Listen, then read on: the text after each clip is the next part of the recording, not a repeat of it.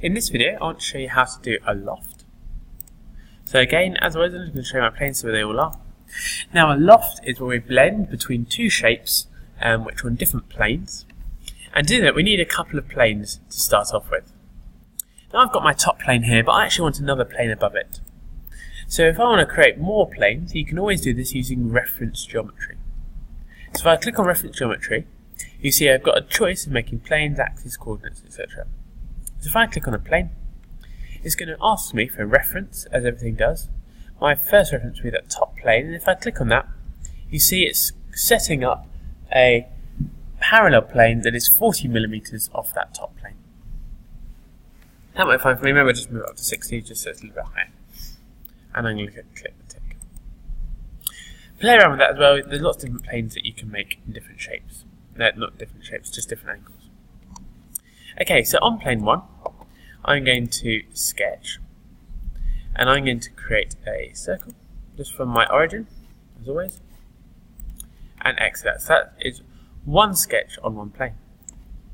On the top plane, I'm going to do another sketch as well. I'm going to line that up. This time I'm going to do a rectangle. It's a bit bigger, something like that. And click OK. Okay, so now with my loft feature, I can effectively blend between those two shapes and see what I get. So on the features, I'm going to go to loft.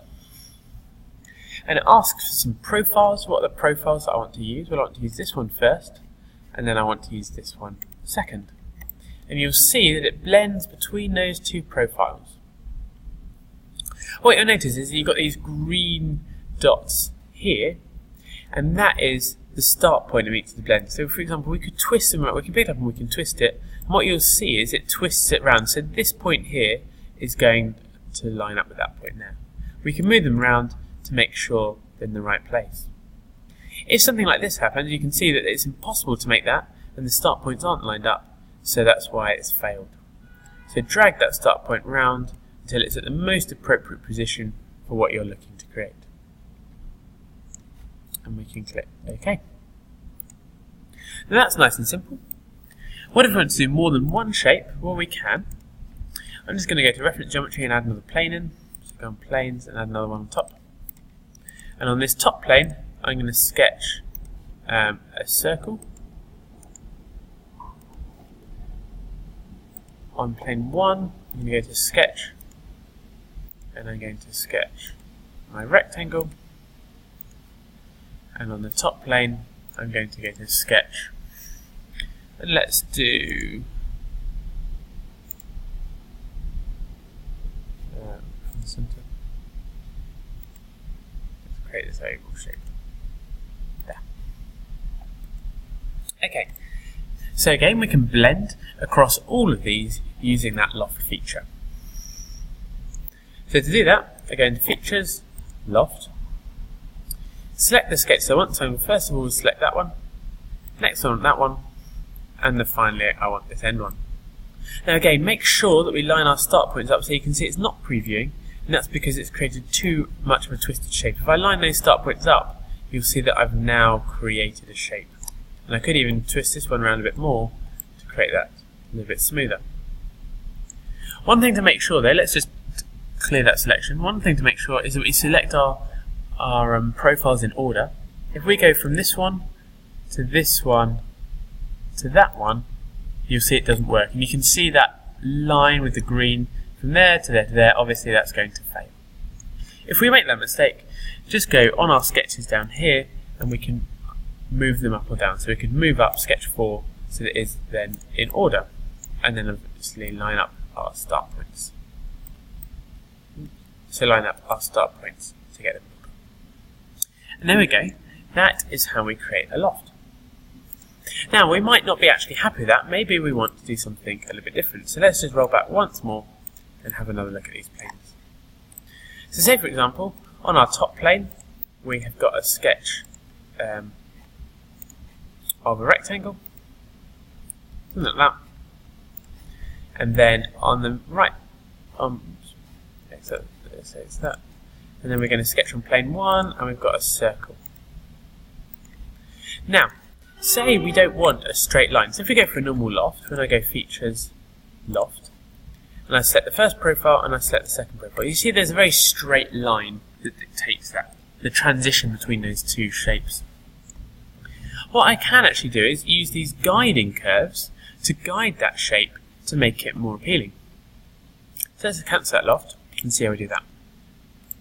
Well, in this case, it's quite hard actually to line up a curve nice and evenly, and actually my shapes aren't very lined up either. So let's just quickly line up my shapes. I'm just going to go and edit these, line it up so I can see what's happening. And I'm going to move my center point, so I'm going to click on my center, control click my origin, and I'm going to make those coincident to line those up. Exit that one, and do the same on my circle. Actually my circle is lined up already. Okay, so say I want to put a nice gradual curve between the two. What we need to do is we need to create a guide curve. But, as we know, when we sketch, we can only sketch on a 2D surface or a plane. And there's no easy 2D surface or plane to put a guide curve in. Maybe we could put one on this front plane, maybe we could put one on the right plane. But I'm really thinking about these corners. I really want to go from that corner to that edge there. And there isn't any easy way of doing that. What I can do, though, is I can go into Sketch. And if I drop down under the Sketch menu, there's this option called 3D Sketch. And that's creating sketches in the 3D space environment. If I click on that, and let's just go for a spline, I can put a spline between those 2 points, there and there, right click that off, which I can then use to influence that shape. So if I click on that spline, I've got my drag handles just like before. I can click these drag handles out anywhere I want to control the shape of that spline. Now that looks quite useful, but again, how can I be sure that this one is going straight up and that one's going straight down? Well, if I click on that drag handle, I get this option down here, and I can align those along the y-axis to make it go effectively vertical, align them both along the y-axis, and that will make them go vertical. Click OK, and exit out of that. Now when we go into Loft, Features, Loft, I'm going to select my top profile, I'm going to select my bottom profile, and my guiding curves, I'm going to select that shape there. And you can see that's pulling that around to guide the transition between the two. What you'll notice though is it's affected all the other corners, and they've got a little bit wavy, so maybe I might need to put more guide curves in, or maybe I do half of it and mirror it, or something like that. But anyway, once I'm happy, I can click Accept, and I can exit out of my sketch. Okay?